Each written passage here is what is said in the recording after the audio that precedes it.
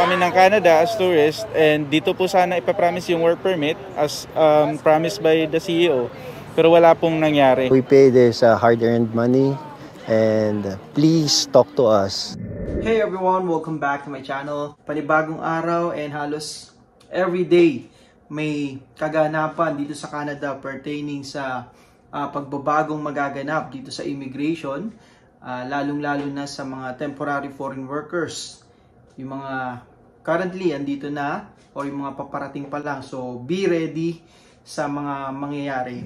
Nagkaroon ng protest sa province of British Columbia, specifically sa Vancouver, na nag-protest is yung mga kababayan natin mga Pilipino again sa Vancouver, Canada. Anong dahilan kung bakit nag-welga yung mga kababayan natin ngayon? Well, involved yung isang agency na pinangalan ng PLC or yung The Promised Land Consultancy na nakabase sa Vancouver, British Columbia. And nabanggit ng mga kababayan natin na under ng agency na to na pinangakuan sila na magkakaroon ng trabaho pagpunta nila dito sa Canada, specifically sa British Columbia. Unfortunately, walang nangyari. So until now na nagkaroon ng paghigpit, mga announcements sa temporary foreign workers, for sure mahihirapan talaga silang makahanap ng trabaho and ma-issuean ng LMIA if the job needs LAMIA and later work permit. Marami sa mga kababayan natin na nagsabi na pinangakuan itong agency, which is yung Promised Land Consultancy. Nagpunta sila rito as tourists or under ng visitor visa, and nasabi sa kanila na pagdating dito sa Canada, dito na ipaprocess yung work permit. Sa mga kababayan natin na kapag kayo pupunta ng ibang bansa para magtrabaho, lalo na ngayon dito sa Canada, sa nangyayaring changes ngayon sa immigration, dito karoon ng kahigpitan, lalo na mag-start sa September 26, you have to make sure na meron kayong proof and documents. Hindi sapat yung verbal lang na sasabihin sa inyo, pumirma kayo dito as tourist visa, pumayag kayo, and then verbal lang nila sinabi na dito na kayo hahawakan, dito na kayo hahanapan ng work pagdating nyo rito sa Canada. Mahirap yung ganong setup, lalo na magbabagsak kayo ng malaking pera. So mag-isip-isip kayo, magtanong kayo, and then mag-research bago nyo i-accept yung ganyang mga offer. Kasi sobrang hirap ng buhay ngayon, ang hirap kitain ng pera, lalo na sa ibabayad nyo rito sa agency and then sa mga consultants nila. Kaya naman nagwelga yung mga kababayan natin dito sa Vancouver, Canada, is because they're demanding a refund ng mga nagastos nila papunta rito as tourists.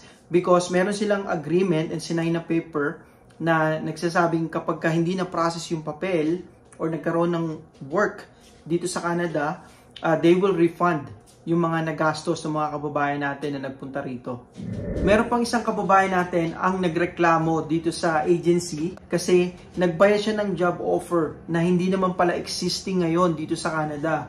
So prior to sa nabanggit ko in the beginning of this video, para sa mga kababayan natin na nagbabalak na magpunta rito sa Canada at mag-work, mag-a-apply sa agency or under ng immigration consultant, kindly make sure yung authenticity ng mga documents.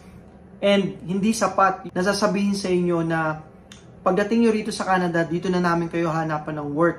Kung ganun lang yung magiging promise nila sa inyo, you have to make sure na may ibibigay silang document talaga. Or first, yung approved na LMIA na maipapakita sa inyo. Kapag meron silang ganun, makikita nyo yung pangalan nyo kung talagang inad kayo doon or yung employer willing kayong i-hire sa LMIA. Kahit yung positive LMIA lang na proof na talagang may pinanghahawakan kayo bago kayo pumunta rito sa Canada. Kasi yung work permit, pwede namang online yan na i-apply yung new rules sa temporary foreign workers, specifically sa low-wage stream job, ang effectivity pa naman niya September 26. Ang sabi sa announcement, yung mga makakapag-submit ng applications before that date, pasok pa rin siya sa dating rules. Unlike if magsasubmit sila ng application on September 26 onwards, doon na magpo-fall yung bagong rules. Itong The Promised Land Consultancy or yung PLC, mukhang legit naman kasi registered sila ng IRCC or yung Immigration, Refugees and Citizenship Canada under ng Registered Canadian Immigration Consultants. It so happen na siguro they anticipate na yung pagluluwag sa mga tourist visa na makapaghanap ng work dito sa Canada supposedly until February of next year, 2025, yung policy na yon, then suddenly in-stop. They anticipate na magluluwag pa ito, mahanapan nila yung napangakuan nila mga kababayan natin na dinala nila rito as tourist. Wala silang magagawa. Even if maghanap sila ngayon, mahihirapan na sila kasi close na yung rules na yon or yung policy para sa mga tourist visa na makapaghanap and ma-issuehan ng work permit. That's it for today's vlog mga kababayan. Be safe out there. God bless.